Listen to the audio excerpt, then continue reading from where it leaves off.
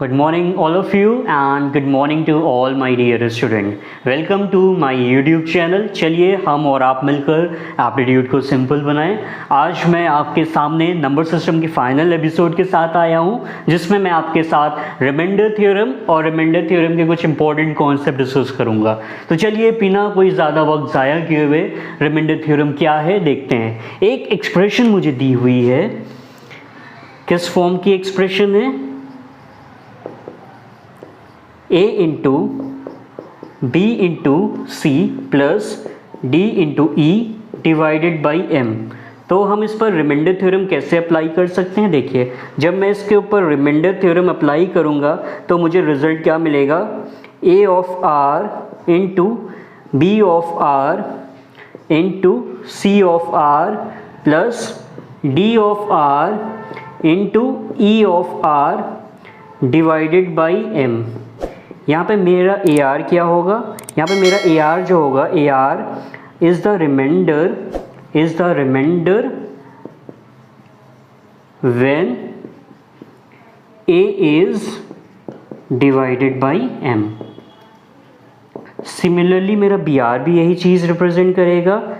B R भी एक remainder ही बताएगा। B R is the remainder when B is divided by m। Similarly आपका सी आर भी यही चीज़ रिप्रेजेंट करेगा, when c is divided by m।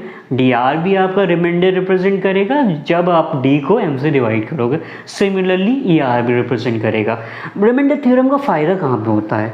Remainder theorem के थ्रू बहुत सारे केसेस होंगे जहाँ पे मैं ट्रेडिशनल मेथड से कैलकुलेशन नहीं कर पा रहा हूँ, वहाँ पे मेरा कैलकुलेशन वाला झंझट ही रिमाइंडर थ्योरम बिल्कुल ख़त्म कर देगा। तो एक चीज़ और बहुत इंपॉर्टेंट मैं बताने जा रहा हूँ, एक नोट पॉइंट आप लिख लीजिएगा। जो हमारी रिमाइंडर थ्योरम होती है वो एडिशन पे,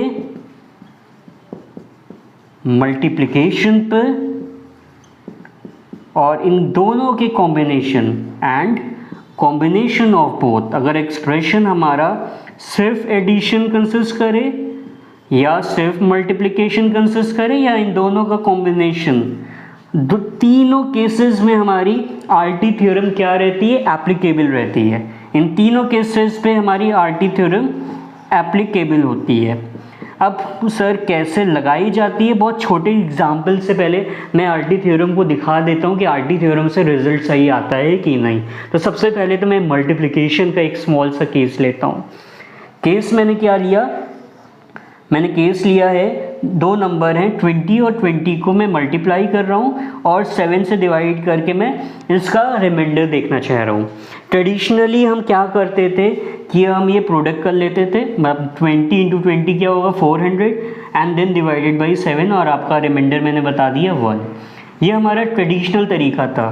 तो 20 को यहाँ पे मैं सिर्फ 2 बार मल्टीप्लाई कर रहा हूँ, तो ट्रेडिशनल तरीका अपनाना बहुत आसान है। लेकिन अगर मैं कह दूँ 20 को 201 बार मल्टीप्लाई करिए तो आपका ट्रेडिशनल वे बिल्कुल बेकार हो जाएगा, फेल हो जाएगा। आप 1-2 घंटे क्या बहुत ज़्यादा घंटे लगा दोगे, उसके बाद भी आप सोल्यूशन सही नहीं निकाल पाओगे। आरटी थ्योरम में हम क्या करते हैं? आरटी थ्योरम का कहना क्या है कि आपको अलग अलग आपको पूरा कैलकुलेट नहीं करना है, आपको हर फैक्टर पे इंडिविजुअल देख लेना। जैसे मैंने a को m से डिवाइड करके देखा और रिमाइंडर नोट कर लिया, और b को m से डिवाइड करके देखा और रिमाइंडर नोट कर लिया। सिमिलरली मैंने c को m से डिवाइड करके देखा और रिमाइंडर नोट कर लिया। तो आरटी थ्योरम में आपको इंडिविजुअल कंपोनेंट पर देखना होगा। तो मैंने देखना शुरू किया, 20 को मैंने 7 से देखा तो मुझे रिमाइंडर क्या मिला? 6। वैसे 20 को मैंने 7 से देखा, रिमाइंडर क्या मिला? 6। तो देखिए कहाँ 400 आ रहा था और कहाँ ये देखिए कितना छोटा हो गया, 36 डिवाइडेड बाई 7। और देखिए आंसर कितना छोटा हो गया मेरा, 36 400 के कंपैरिजन में बहुत छोटा है। अभी केस मैंने बड़ा नहीं लिया है, अभी आपको दिख जाएगा क्या डिफरेंस होता है। तो यहाँ पे तो ये क्लियर है ना कि आरटी थ्योरम से भी आंसर में कोई डिफरेंस नहीं आ रहा है ना। यहाँ भी 1 आ रहा है, यहाँ भी 1 आ रहा है। चलिए एक एडिशन का भी केस देख लेते हैं कि एडिशन पे भी आरटी थ्योरम एप्लीकेबल है कि नहीं। ले लेते हैं हम 20 + 20 डिवाइडेड बाई 7। ट्रेडिशनल तरीका क्या है? पूरा सम करिए और फिर रिमाइंडर बताइए क्या आता है? 5 आ रहा है। वैसे इसको देखा, 20 को मैंने 7 से देखा, 20 को 7 से देखा, दोनों केस में रिमाइंडर क्या मिला, 6 मिला। तो ये 12/7, तो ये आरटी थ्योरम मैंने अप्लाई कर दी, तो रिमाइंडर मिला क्या आ गया, 5 आ गया। तो देखिए एडिशन पे भी आरटी थ्योरम हमारी एप्लीकेबल है। ट्रेडिशनल वे से जो आंसर आया है वही मेरा आरटी थ्योरम से भी आंसर आ रहा है। तो हमारी आरटी थ्योरम एडिशन पे भी एप्लीकेबल है, मल्टीप्लिकेशन पे भी एप्लीकेबल है, और एक्सप्रेशन में मैंने आपको कॉम्बिनेशन ऑफ बोथ तो दिखाया ही हुआ है। तो चलिए कुछ क्वेश्चन आरटी थ्योरम पे बेस्ड देखते हैं। चलिए कुछ आरटी थ्योरम पे बेस्ड क्वेश्चंस देखते हैं, और जिससे आपको पता चलेगा कि नॉर्मल वे से आरटी थ्योरम किन वेज में बेहतर है। आपके सामने पहला क्वेश्चन है कि मेरे को 51 को 52 से मल्टीप्लाई करना है, और फिर 53 से और 55 से, और उसके बाद मुझे 7 से डिवाइड करके रिमाइंडर निकालना है।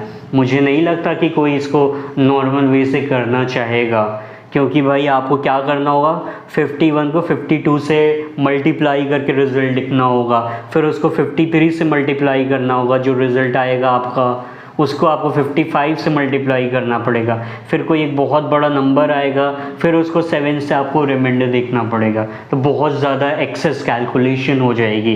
आरटी थ्योरम हमें ऐसी कैलकुलेशन से बचाती है। कैसे, देखिएगा मैंने क्या किया, 51 को 7 से इंडिविजुअली देखा, मुझे रिमाइंडर क्या मिला, 2 मिला।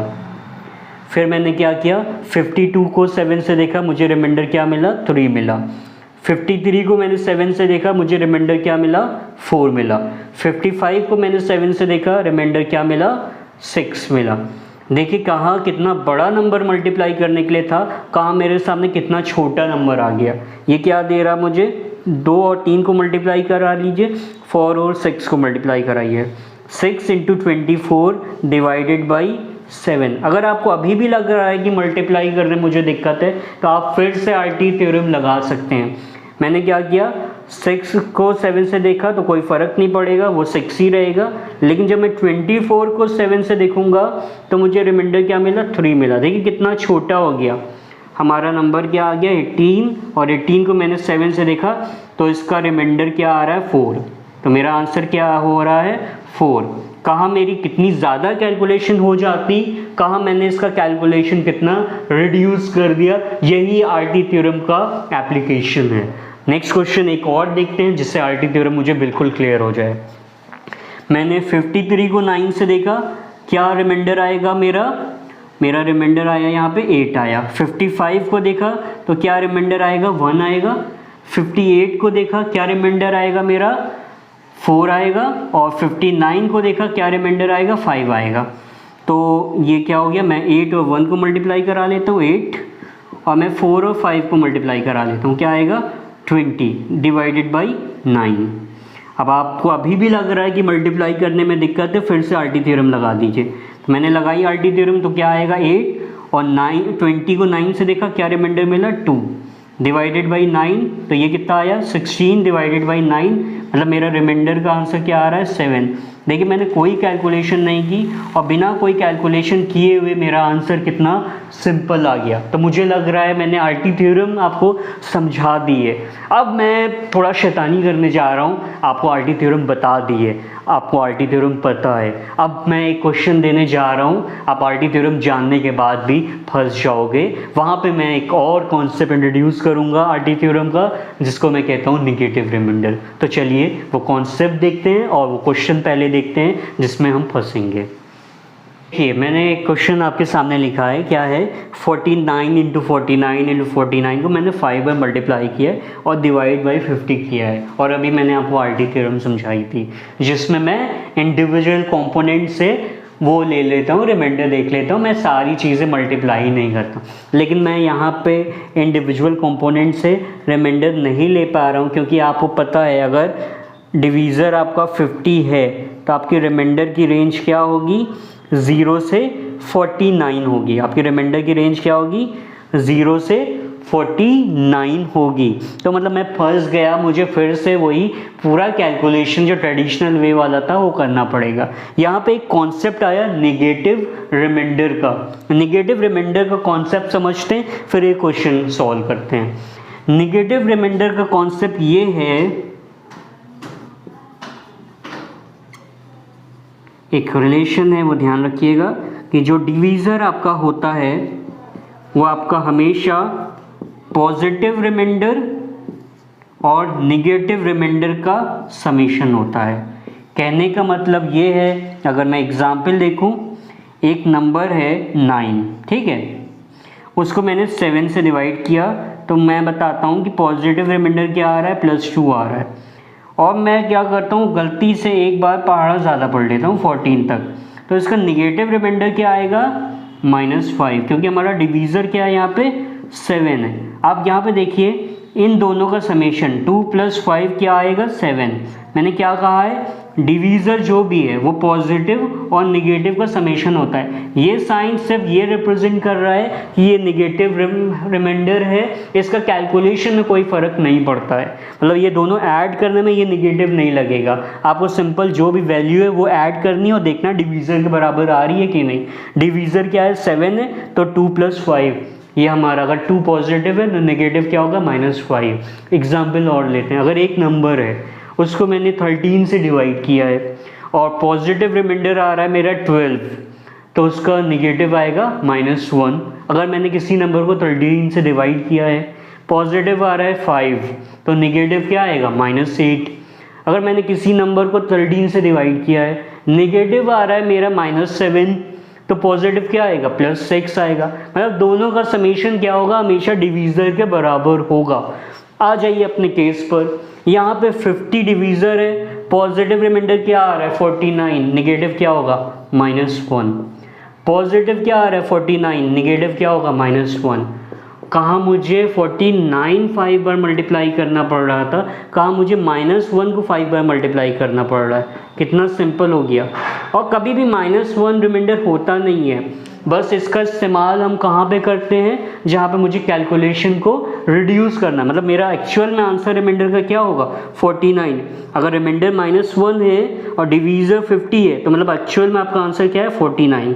तो मेरा इस क्वेश्चन का आंसर क्या है 49। तो ये मैंने आपको निगेटिव रिमाइंडर भी सिखा दिया। इसका इस्तेमाल मैं SCF और LCM के क्वेश्चन में भी करूँगा, तो बहुत अच्छी तरीके से इसको अपने जहन में रखिएगा। चलिए RT थ्योरम का नेक्स्ट कॉन्सेप्ट डिस्कस करते हैं, जिसका नाम है कटिंग।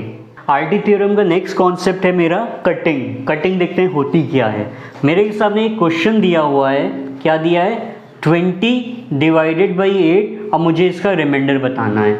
सपोज ये 20 आपका ऐसा नंबर है कि आप इसको 8 से डिवाइड करके रिमाइंडर नहीं निकाल पा रहे हो, लेकिन फ़िलहाल मैं रिमाइंडर नोट कर लेता हूँ कि अगर एक्चुअली इसका रिमाइंडर होता क्या। अगर मैं सॉल्व करता तो इसका रिमाइंडर का आंसर होता 4, ठीक है।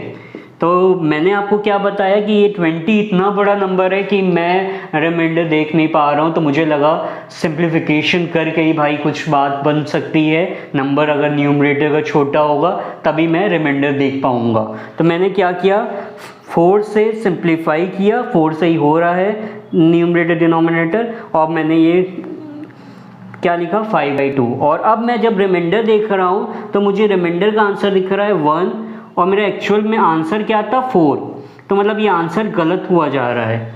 तो ऑब्वियस सी बात है सिंप्लीफिकेशन का रिमाइंडर पर इफ़ेक्ट आ रहा है। तो लेकिन सिंप्लीफाई करना पड़ेगा बहुत सारे केसेस में, क्योंकि हम निकाल नहीं पाएंगे सिंप्लीफाई किया बिना। तो इस रिमाइंडर के इफ़ेक्ट को कैसे हटाना है, तो कैसे हटाते हैं, जो हमारा ओरिजिनल या करेक्ट रिमाइंडर होगा वो कैसे निकल आएगा फर्दर। ओरिजिनल आपका रिमाइंडर जो निकलेगा, जो आपका न्यू रिमाइंडर आया है सिंप्लीफिकेशन के बाद, जो भी आपका न्यू रिमाइंडर आया है उसमें आप जितना आपका कटिंग फैक्टर है जिससे आपने सिंप्लीफाई किया है आप उसको मल्टीप्लाई कर दिए। हमारा न्यू रिमाइंडर यहाँ पे क्या आया है 1 आया है, मैं इसको किससे मल्टीप्लाई करूँगा 4 से मल्टीप्लाई किया, मेरा आंसर सही हो गया। मेरा आंसर क्या आना था 4 आना था, वो आंसर मेरा सही हो गया है। तो चलिए कुछ क्वेश्चंस के थ्रू मैं कटिंग के कॉन्सेप्ट को भी बताता हूँ, और उससे पहले मैं एक और क्वेश्चन बताऊँगा जिससे मैं एक आपको तरीका बताऊँगा RT थ्योरम को एडिशन पे लगाने का, जहाँ पे फैक्टोरियल वाले टर्म्स का इस्तेमाल होता है। तो चलिए वो क्वेश्चन देखते हैं। देखिए मेरे सामने क्वेश्चन क्या दिया है, बहुत सारे फैक्टोरियल का समेशन करना है और उसको 720 से डिवाइड करके रिमाइंडर देखना है। अगर आप मुझसे 99 फैक्टोरियल की वैल्यू पूछोगे तो मैं नहीं बता पाऊँगा, तो ऑब्वियस सी बात है इसका मैं समेशन भी नहीं कर पाऊँगा। और जिस बंदे ने भी ये क्वेश्चन सेट किया है वो भी नहीं चाहता है कि आप इसका समेशन करो। तो सोल्यूशन कैसे होगा, तो उसका तरीका देखिएगा, बहुत आसान होता है। देखते हैं वो तरीका है क्या। अच्छा, 1 फैक्टोरियल का वैल्यू क्या होगा, 1 होगा, ठीक है। 2 फैक्टोरियल का वैल्यू क्या होगा, 2 होगा। 3 का वैल्यू क्या होगा, 6 होगा। 4 फैक्टोरियल का वैल्यू क्या होगा, 24 होगा। 5 का क्या होगा, 120। और 6 फैक्टोरियल का वैल्यू क्या होगा, 720। अगर मैं आपसे 7 का पूछूं क्या होगा, 7 इंटू 720। 8 फैक्टोरियल का वैल्यू क्या होगा, 8 इंटू 7 इंटू 720। मैं बार बार क्यों रिपीट कर रहा हूँ, क्योंकि मुझे पता है मेरा डिवीज़र जो है वो 720 है। तो इसको मुझे किससे डिवाइड करना है, 720 से। तो क्या जो यहाँ से मैंने टर्म लिखी है यहाँ तक की, सब में 720 आएगा, जाहिर सी बात है 720 आएगा। तो क्या मैं इसको ऐसे लिख सकता हूँ, 1 + 2 + 6 + 24 + 120 + 720 इंटू x। चाहे जितनी बड़ी वैल्यू हो x की, उससे मुझे क्या मतलब है, मुझे तो क्या देखना है, रिमाइंडर देखना है। और मैं देख रहा हूँ यहाँ से बाद जितनी भी वैल्यू है वो 720 से डिविजिबल है, मतलब 720 से अगर देखेंगे तो यहाँ पे रिमाइंडर क्या होगा, हमारा 0 होगा। और आपको पता है आर्टी थ्योरम हमारी एडिशन पे एप्लीकेबल होती है। इतने का एडिशन कितना आएगा, इस सब का एडिशन आप देखेंगे तो आपको मिलेगा 153 डिवाइडेड बाई 720। अगर 720 डिवीज़र होता है तो रिमाइंडर की रेंज क्या होती है, 0 से लेकर 719। तो 153 उसी रेंज में आ रहा है, तो मतलब मेरा आंसर क्या आ रहा है रिमाइंडर का, 153। मैंने ये क्वेश्चन बस इसलिए दिखाया कि मैं यहाँ पे ये कैसे लिखता हूँ, ये आपको फैक्टोरियल वाले क्वेश्चन में बहुत दिखेगा, तो इसको बहुत ज़्यादा ही अपने जहन में रखिएगा, बहुत जगह आपको इस्तेमाल करना पड़ेगा। तो चलिए कटिंग पे जो मैंने अभी आपको बताई थी इस क्वेश्चन से पहले, उस पर बेस्ड एक ई लिटमस का क्वेश्चन देखते हैं, जिसमें मैं ये भी कॉन्सेप्ट यूज़ करूँगा, कटिंग का सिंप्लीफिकेशन भी यूज़ करूँगा। तो चलिए वो क्वेश्चन देखते हैं। ई लिटमस में एक क्वेश्चन आया है रिमाइंडर थ्योरम पर बेस्ड, क्या है, 4 × 4 factorial + 5 × 5 factorial + 6 × 6 factorial + 7 × 7 and so on up to 19 × 19 factorial. Obvious सी बात है 19 फैक्टोरियल का वैल्यू नहीं पता है तो ना ही हम समेशन कर पाएंगे और ना ही जिसने ये क्वेश्चन दिया है वो ये चाहता है। यहाँ पे तरीका यही है कि आप यहाँ पे सिंप्लीफिकेशन लगाएं। अब सिंप्लीफिकेशन मतलब न्यूमरेटर और डिनोमिनेटर को दोनों में देखें किससे हम सिंप्लीफाई कर सकते हैं। तो 2 से 64 भी हमारा कैंसिल होगा और सब भी कंपोनेंट में मुझे 2 कॉमन आता हुआ दिख रहा है। 4 से देखें सभी कंपोनेंट में 4 भी दिख रहा है मुझे और ये भी 4 से डिविजिबल है। 8 से देखें मतलब 4 और 2, इसमें भी मुझे 4 और 2 मिलेगा, इसमें भी अगर आप देखोगे तो 4 और 2 मिलेगा और इसमें भी अगर आप देखोगे तो 4 और 2 मिलेगा और इसमें भी 4 और 2, मतलब आपको हर जगह 4 और 2 मिलेगा और ये भी आपका 8 से डिविजिबल है। चलिए थोड़ा और बड़े होने की कोशिश करते हैं। 16 मुझे यहाँ तो मिल जाएगा, 16 से ये डिविजिबल है, 16 मुझे यहाँ पे मिल जाएगा, लेकिन 16 मुझे यहाँ नहीं मिलेगा। तो मतलब मेरी ओवरऑल कटिंग जो है वो 8 से ही हो पाएगी। तो चलिए कटिंग करिए। कटिंग की हमने तो क्या, एक 4 तो रहेगा ही, ये वाला 4 एक कैंसिल होगा और 2 कैंसिल होगा, तो बचा क्या, 4 × 3 × 1 प्लस यहाँ पे क्या रहेगा 5 × 5 और 4 और 2 कैंसिल हो जाएगा तो 3 × 1 प्लस नेक्स्ट क्या आएगा 6 × 6 × 5 × 3 × 1, फिर नेक्स्ट क्या आएगा 7 × 7 × 6 × 5 × 3 × 1। उसके बाद मैं थोड़ा सा डायरेक्ट कर रहा हूँ, मैं लिख रहा हूँ इसको 8x। क्यों मैंने 8x लिखा, क्योंकि मुझे पता है सिंप्लीफिकेशन होने के बाद मेरा डिवीज़र अब बन गया है 8। और आपको लग रहा होगा सर यहाँ से आपने 8 कैसे लिख दिया, मतलब 8 फैक्टोरियल के बाद से देखिए 8 इंटू 8 फैक्टोरियल के बाद से देखिए मैंने सिंप्लीफिकेशन लगाया, मतलब 4 और 2 तो यहाँ से हट गया होगा 8 फैक्टोरियल से, लेकिन 4 2 हटने के बाद भी अभी भी एक 8 होगा इसमें। सिमिलरली 9 इंटू 9 फैक्टोरियल में भी आप देखोगे 4 और 2 को इरेज करने के बाद भी आपको एक 8 इसमें मिलेगा। सिमिलरली ये सारे कंपोनेंट्स में 19 फैक्टोरियल तक की ऐसा होगा। तो मैं इसको 8x लिख सकता हूँ। क्यों लिख रहा हूँ 8x? क्योंकि मुझे नीचे डिवीज़र में 8 दिख रहा है, तो ये बहुत बड़ा नंबर ज़रूर होगा, लेकिन ये मुझे रिमाइंडर क्या देगा? 0 दे देगा। और आपको पता है आरटी थ्योरम एडिशन पे एप्लीकेबल होती है। तो अब मैं अलग अलग देख लेता हूँ कंपोनेंट से। ये 12 हुआ, तो 12 को मैंने 8 से देखा, तो मेरा रिमाइंडर क्या आएगा? 4 आएगा। ये कितना है? 75 को 8 से देखा, रिमाइंडर कितना आया? 3 आया। प्लस यहाँ देखा कितना आएगा? यहाँ पे 36 है, 36 को मैंने 8 से देखा तो रिमाइंडर 4 आया। 15 को मैंने 8 से देखा तो रिमाइंडर 7 आया। आपस में मल्टीप्लाई कराया तो ये 28 आया। फर्दर एक बार रिमाइंडर थ्योरम और लगाई इस पर, तो 8 से देखा तो क्या रिमाइंडर आएगा मेरा? 4 आएगा। मतलब यहाँ पे टोटल रिमाइंडर कितना आ गया? 4। यहाँ से यहाँ पे क्या था? 49 है। 49 को मैंने 8 से देखा, रिमाइंडर क्या मिलेगा मुझे? 1 मिलेगा। और फिर यहाँ पे क्या है? 6 इंटू 5 इंटू 3, मतलब ये 90 है। 90 को मैंने 8 से देखा, रिमाइंडर क्या मिलेगा? 2। 1 और 2 मिलकर फाइनल रिमाइंडर क्या मिला? 2। मतलब यहाँ से मुझे रिमाइंडर कितना मिल रहा है? 2। डिवीज़र में क्या है मेरे पास? 8। 4 प्लस 3 7, 4 प्लस 2 ये क्या आएगा? 13 डिवाइडेड बाई 8, तो रिमाइंडर क्या आ रहा है? 5, जो गलत है क्योंकि मैंने सिंप्लीफिकेशन लगाया है। सही कैसे करूँगा? मैं इसको 8 से मल्टीप्लाई करूँगा, मतलब मेरा आंसर क्या आना चाहिए? 40, जो मेरा आंसर होगा। तो मुझे लग रहा है आपको कटिंग भी क्लियर हो गई है और फैक्टोरियल वाले क्वेश्चन को कैसे हैंडल करना है ये भी क्लियर हो गया है। तो चलिए आरटी थ्योरम के कुछ और इम्पॉर्टेंट रूल हैं वो हम देखते हैं। चलिए आरटी थ्योरम के कुछ इम्पॉर्टेंट रूल्स हम देखते हैं। तो पहला रूल है हमारा आरटी थ्योरम का, वो है +1 रूल। +1 रूल में क्या होता है? अगर आपको डिनोमिनेटर में कभी भी कोई वैल्यू मिले, जैसे मुझे सपोज करिए मिली a, अब मैं पूरी कोशिश करूँगा कि न्यूमरेटर में एक वैल्यू ज़्यादा बना लूँ उससे। किसी तरीके से आप देखिएगा बनेंगी, अभी मैं एग्जाम्पल के थ्रू समझाऊँगा। तो मैंने क्या किया? a वैल्यू थी डिनोमिनेटर में, मैंने न्यूमरेटर में क्या बनाया? a+1।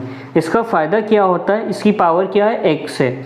इसका मतलब ये है a+1 जो है मेरा x टाइम मल्टीप्लाई है। कितने टाइम्स मल्टीप्लाई है?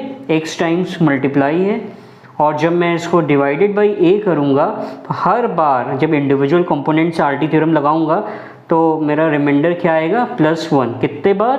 x time. तो मेरा आंसर इसका क्या होगा? 1 आंसर हो जाएगा रिमाइंडर का। ये हमारा +1 रूल है जिसका मैं बहुत सारे क्वेश्चन में इस्तेमाल करूँगा। नेक्स्ट रूल मेरा क्या है? -1 रूल है। -1 रूल में क्या होता है? कोई भी एक वैल्यू आपको डिनोमिनेटर में दी है, मैंने a+1 इसलिए ले ली कि मैं न्यूमरेटर में एक कम वैल्यू बनाने की कोशिश करूँगा। मैंने क्या किया? एक न्यूमरेटर में वैल्यू कम बनाई। डिनोमिनेटर में क्या था? a+1 था, ऊपर मैंने क्या किया? एक वैल्यू कम बनाई। इसका मतलब क्या है? a जो है मेरा कितने टाइम मल्टीप्लाई है? x टाइम्स मल्टीप्लाई है।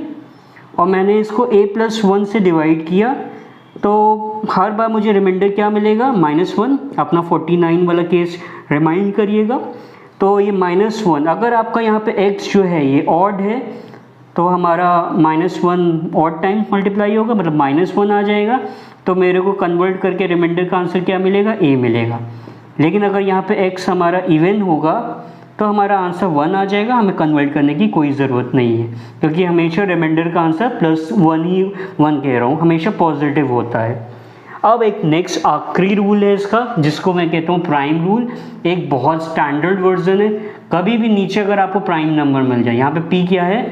Where p is a prime number, ये अगर आपको कभी भी मिल जाए तो आप पूरी कोशिश करिए कि कुछ भी ऊपर a है उससे कोई मतलब नहीं, आप बस पावर में किसी तरीके से p-1 अपीयर करा लीजिए।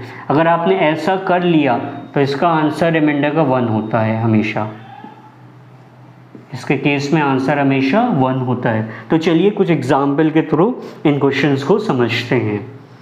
तो चलिए इंपॉर्टेंट रूल्स पर बेस कुछ क्वेश्चंस को हम देखते हैं। पहला क्वेश्चन मेरे सामने क्या लिखा है, 19 की पावर 83 है और डिवाइडेड बाई 8 है और मुझे इसका रिमाइंडर निकालना है। तो 19 की पावर 83 मतलब 19 कितनी बार लिखा है, 83 टाइम्स। कभी भी +1 रूल जो है आपका डायरेक्टली नहीं लगता है, आपको पहले एक बार थोड़ा सा सिंप्लीफिकेशन कह रहा हूँ, एक बार आरटी थ्योरम लगानी पड़ेगी। जैसे ये डिवाइडेड बाई 8 है, क्योंकि मुझे दिख रहा है ये 8 है और ये 19 है, मतलब ये बहुत ज़्यादा है, तो मतलब थोड़ा छोटा है तो करना ही पड़ेगा। तो मैंने क्या किया, आरटी थ्योरम लगाई, तो मुझे हर बार हर कंपोनेंट से मैंने देखा 83 टाइम्स, तो हर बार मुझे क्या मिलेगा, 3 रिमाइंडर मिलेगा। कितने टाइम्स मिलेगा, 83 टाइम्स, और डिवाइडेड बाई क्या हो गया, 8 हो गया। अब क्या मैं 3 को a+1 बना सकता हूँ, मतलब 9 बना सकता हूँ? बिल्कुल सही है सर, बना सकते हैं। कैसे, 3 को स्क्वायर लिख लीजिए और ये 41, ये मिलकर क्या बन जाएगा, 82, और एक 3 को मैं बाहर मल्टीप्लाई में लिख लेता हूँ। डिवाइडेड बाई क्या है, 8। ये क्या आया मेरा, 9 की पावर 41 और ये है 3 और ये 8 है। ये हमेशा मुझे 1 दे देगा, रिमाइंडर कितने टाइम्स देगा, 41 टाइम्स। इसको देखा तो इसने क्या रिमाइंडर दिया, 3। तो मतलब मेरा आंसर क्या आ रहा है रिमाइंडर का, 3। तो आपको दिख रहा होगा मैंने +1 रूल यहाँ पे किससे लगाया। चलिए क्वेश्चन और देखते हैं जो -1 रूल पर है। क्या दिया है मुझे, 32 की पावर 32। तो क्या मैं इसको ये लिख सकता हूँ 2 की पावर 5 और उसकी होल पावर 32 डिवाइडेड बाई 9 है। क्यों मैं ऐसा लिख रहा हूँ, क्योंकि मैं 8 बनाना चाह रहा हूँ। देखिए कैसे बनाऊँगा मैं, तो क्या मैं इसको ऐसे लिख सकता हूँ 2 की पावर 160 डिवाइडेड बाई 9, बिल्कुल लिख सकते हैं। अब इसको 8 बनाया जा सकता है, कैसे बनाएंगे, 2 की पावर 3 अंदर खींचिए और ये क्या है 53 और 1 2 बाहर लिख दीजिए, डिवाइडेड बाई क्या है 9 है। ये क्या बनेगा, ये ऊपर वाला मेरा 8 बनेगा और 8 की पावर क्या होगी 53 इंटू 2 डिवाइडेड बाई क्या है 9। ये मुझे -1 देगा और यहाँ पे x क्या है, ऑड है, तो मतलब मेरा आंसर क्या है यहाँ से निकलेगा, यहाँ पे ये x क्या है, ऑड है, मतलब मेरा आंसर निकलेगा यहाँ से 8 रिमाइंडर निकलेगा। -1 53 टाइम्स मतलब -1 आएगा, -1 आएगा, डिवीजन 9 है, मतलब मेरा रिमाइंडर यहाँ से 8 निकलेगा और ये 2 है, तो 8 इंटू 2 डिवाइडेड बाई 9, तो मतलब मेरा आंसर कितना निकला 16 डिवाइडेड बाई 9, मतलब मेरा रिमाइंडर कितना आ रहा है 7 आ रहा है। ये हमारा -1 रूल का एप्लीकेशन है। चलिए एक क्वेश्चन मैं प्राइम पर देख लेता हूँ। नीचे मुझे प्राइम नंबर दिख गया, इससे आसान तो मेरे लिए कुछ होता ही नहीं, मैंने तुरंत ये बनाया और 32 को 2 बार अलग लिख लिया, क्योंकि मुझे 32 करना था, ये 30 और ये 32 बन गया, डिवाइडेड बाई 7। ये एक जनरल फॉर्म है जिसका रिमाइंडर 1 होगा, कितनी बार 5 बार, तो ये 1 और ये 32 अलग अलग है। 7 से देखा हमने इसको तो क्या रिमाइंडर मिला, 4 मिला।